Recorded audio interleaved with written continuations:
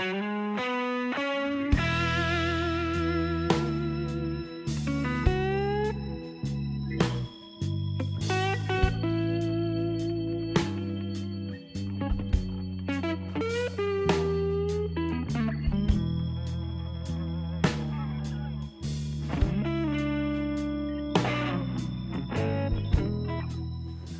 morning, good afternoon, good evening, guys, gals and gentlepods, and welcome back to the shop. Yep, we're in the big shop. Weather's warmed up, so it's time to get on with a bit more welding. Today's task is to install the roll bar. Now, as I've said in a previous video, it's not an FIA or MSUK approved roll bar. Technically it's called a show bar, so it looks like a roll bar, but it's actually made of good quality, good thickness steel tube, and I believe it's going to be a lot stronger than 56-year-old Austin tin work. So let's get to it. Right, so these are the major components of the roll bar. So there's the two uprights, 1, 2. There's a jointing piece to join the two together. It's intended to be bolted together. I should be welding it because I want it to be a one-piece structure. These are the backstays, so these will go from the main hoop back to the rear wheel arches, and then this piece will be made into a harness bar, a crossbar that will go across between the two backstays, and my harness can be attached to it. Now, these foot plates that have come with the bar are a bit skinny, and if the car rolled over, that doesn't present a very big surface area to spread the load. So what I've done is I made a couple of extra plates. I'll show you where they go in a few moments. That one goes on the floor, and then that one, that's the foot plate welded onto it, and that will go in, welded to the base plate and welded to the front of the rear seat base and along the sill, fully welded round. That, on top of that, fully welded round, will spread the load much better, so make a nice strong job of it. So that's the passenger side. I've got to make the driver's side one of these, so I'll show you that next. Right, so there's me blanks. So I've marked that one out, I've cut it out. It's 3mm plate, so it's a bit heavy for the other folder to bend. So I've got this contraption which I fabricated to allow me to bend heavier gauge stuff in the hydraulic press. So ideally that would be mounted on springs so it came up on its own, but I haven't found any springs to fit as yet. So I line that up so that my bend line is right on the edge of the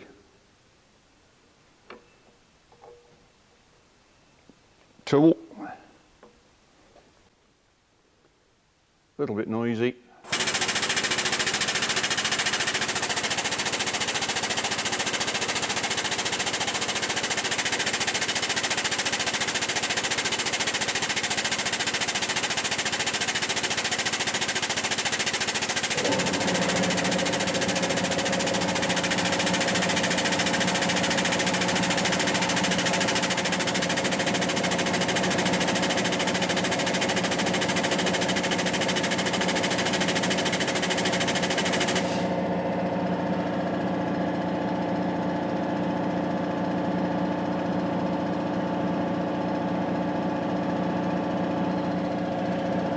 That may not have gone far enough.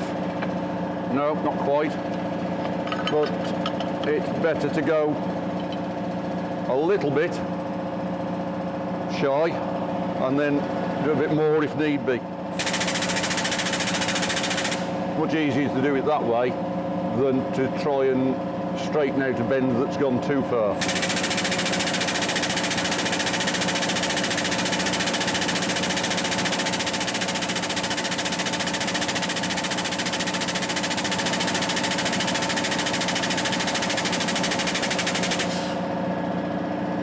That looks pretty good. So there's our first bend. pretty close to 90 degrees. It's close enough, it's about maybe a tenth of a degree shy, but I'm not going to cry over that. Now the tricky bit is doing the second bend, because I haven't allowed in the press tool for that. Now I made a bit of a boo-boo with this, because what I should have done was do this bend in the hydraulic press, because it's the longer side, and do the short bend in the vise.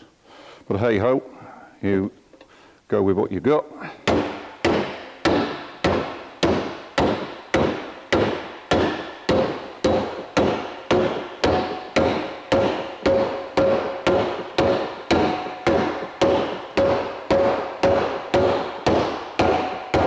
You'll note that I'm using a hide mallet, because I don't really want to marl that up with hammer marks.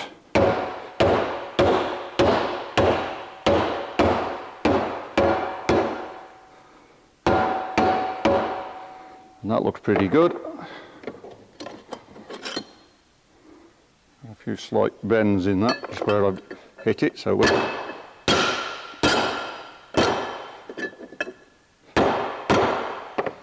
straighten them out a bit. That was good. Right, so the second piece,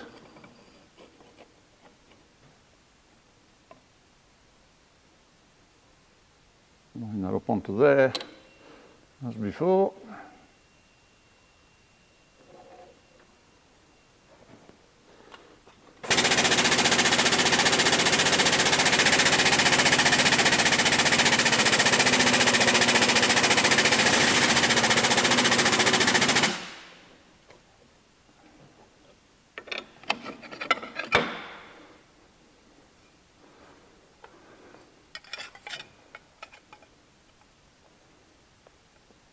That looks pretty good to me. Same as the other one. So that plate will need de-rusting, obviously. Not a big job. Right, I'm ready to start welding. I've had to revert to the on-camera mic, because when I'm doled up in all my Friday night gear, I can't realistically use the radio mic inside this jacket. It would be very muffled. So the sound quality may be a bit dubious. Right, so I've cleaned up the plate. De-rusted the area it's going on. There is a repair patch there, so I'll get that plate welded to the floor, and then we can get the box on top.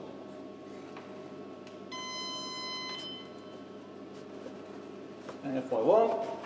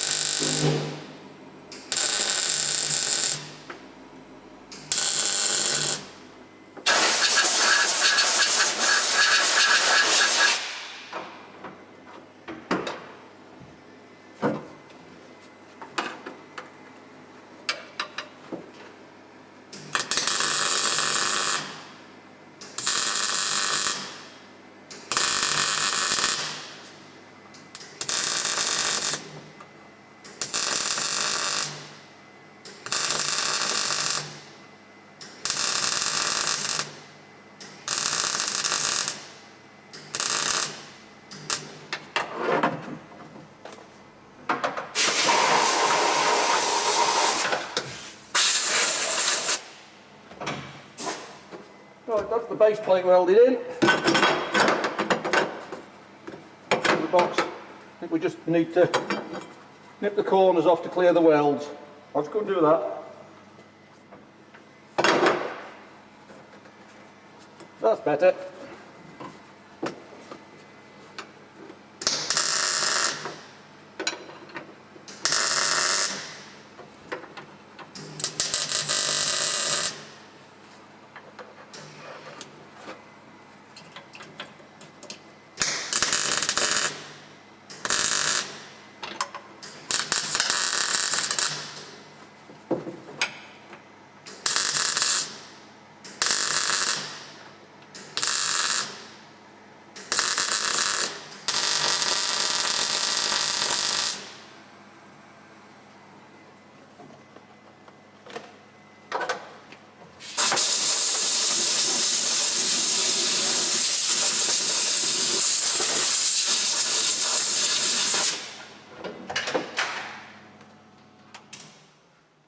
Right, that's side one in. See if we can get you a better view of the actual welds. That doesn't look too bad. It's probably it's certainly the strongest part of the car at the moment. Right, we'll swap round, clean up the driver's side, get that in, and then we can see about getting the bar itself in. Right, I've done all the prep on this side, the driver's side, so it's time to get gluing. I'll just get togged up. And one thing I have done, I'll just make mention quickly, I've covered the back seat over with a fire blanket.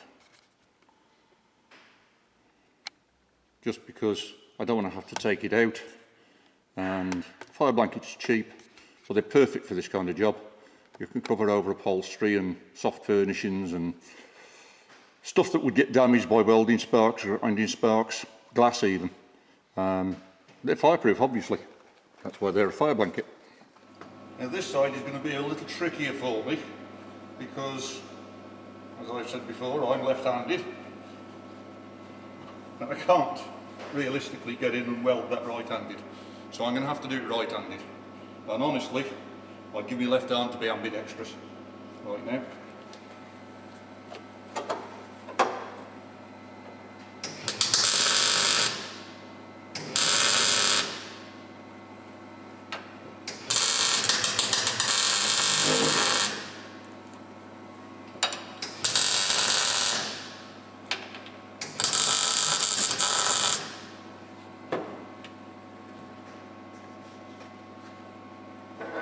I've got that tacked in place. The floor actually dips away a little bit there, so I'm going to try to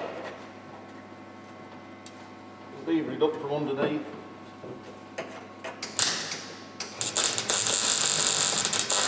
Like so. Get a tack on it, and that should hold it. Right.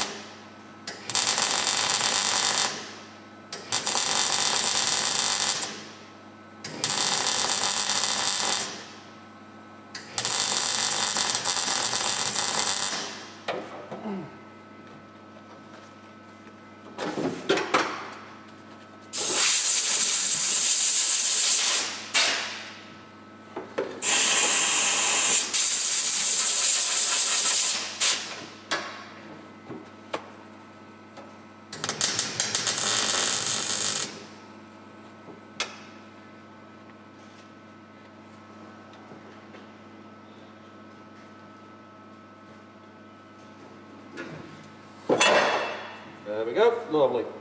Right, okay, mother, we're going in.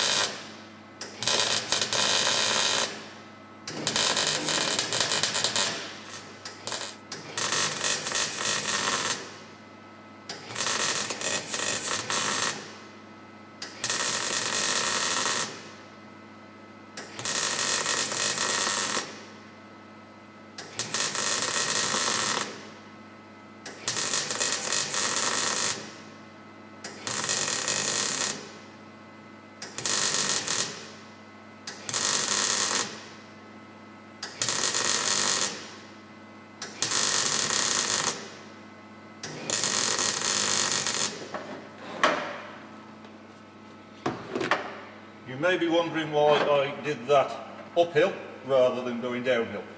Going down is much easier to make a nice looking weld, but it's not as strong because gravity's fighting against you. What's happening is as you're going downhill, the molten puddle is running down on top of where you're trying to weld, so you don't get full penetration. Coming uphill, as I'm putting metal into the joint and creating the pool of molten metal, it's running away slightly, so I get deeper penetration. So as before, I'm doing it in pulses, so in, build it up for a couple of seconds, and you may have noticed I go up and down and up and down. That's initially to fill a slight gap I'd got, and then let it run back down to build a cap over it. Not the prettiest weld, but it is stronger than the downhill.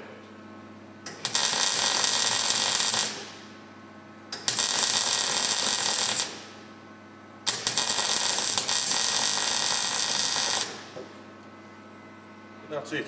That's the two mounting boxes in. So now we can get on and set up the roll bar. I'll let those cool off a bit.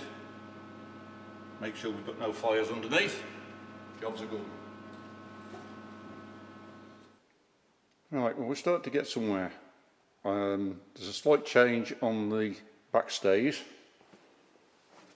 These, I had expected them to come down onto wheel arches, but in actual fact they come better, they sit better coming down into the boot floor, and they won't interfere with the boot floor lifting up.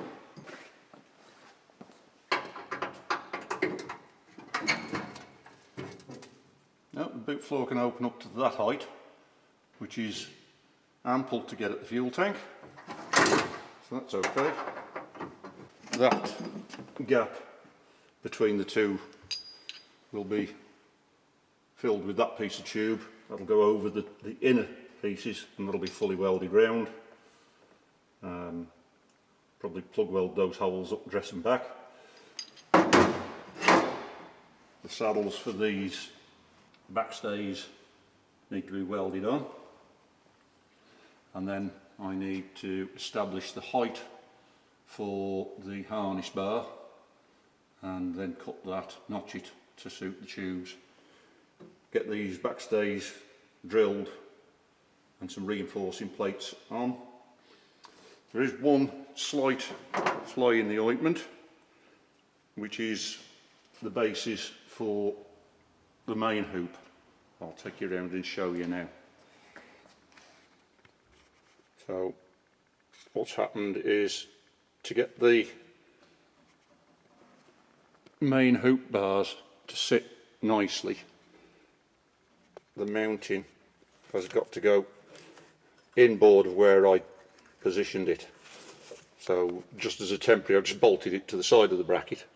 So I've got two choices, two options. I can either remake the mounting bracket so that it uses the existing holes that I've got nuts welded on, and move that side plate over to here, or I can drill two new holes in the base box and put some riv nuts in. Right, so we're going to tack this main hoop together first. So I've got a good local earth. I've got the three sections clamped onto a piece of angle wire to keep them straight and in line. I've got the welder set for 120 amps because it's 3mm thick steel, and generally work on 40 amps per millimetre, so 3mm, 120 amps.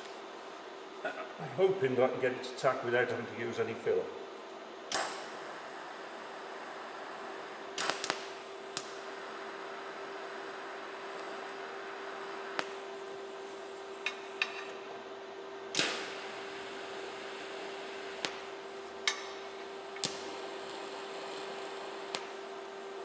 Tack nicely. Definitely easier than some people this will be.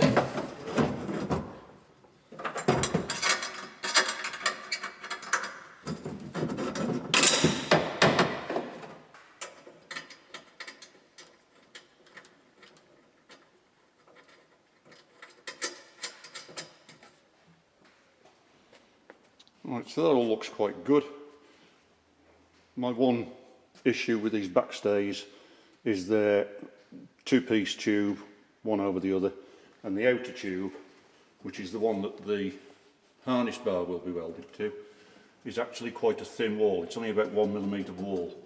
So what I'll do is, once I've got the dimensions right, once I've got the mountings positions that I'm happy with, and that the saddles are welded onto the main hoop, and that's all welded up, I'll order some 3mm wall tube of the appropriate dimensions and make these backstays in single piece.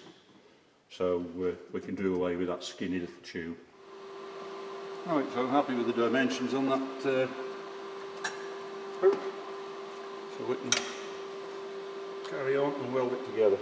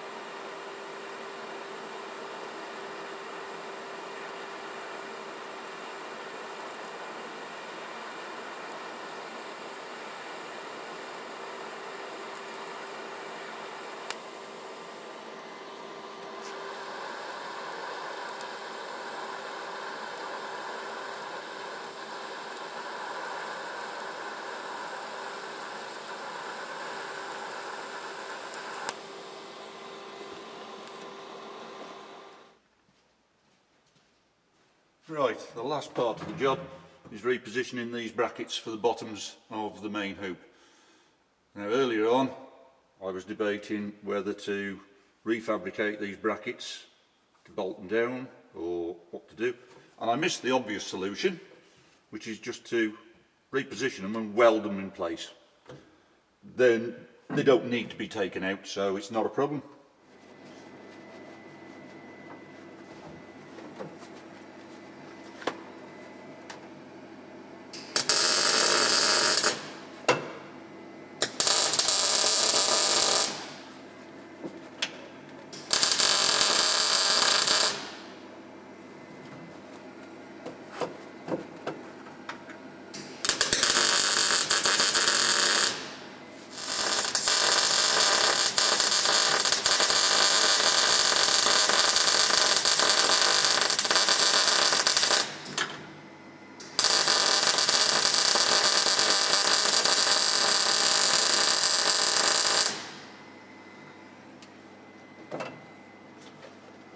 Right, that's about it for the welding.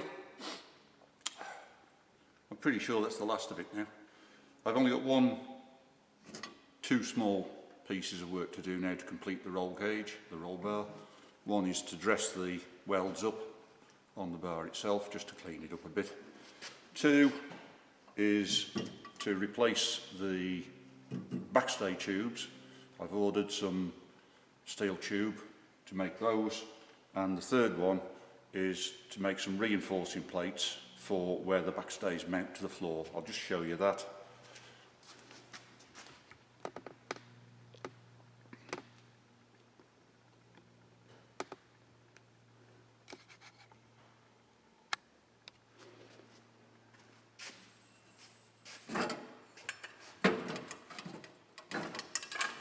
So that's the backstay foot plate, and that's going to bolt through there. That's only fairly thin tin work. There's this bit of a brace here, but I want to put a reinforcing plate underneath that with a few more bolts in it. So I'll get those cut, make those during the week, and the tube for the backstays should be here later in the week, and then I can get that finished. And I can get the backstays and the main hoop sent away for powder coating. So that's about it. Battery's just about out on the camera. So that's the end of this one. I hope you found this interesting, maybe useful.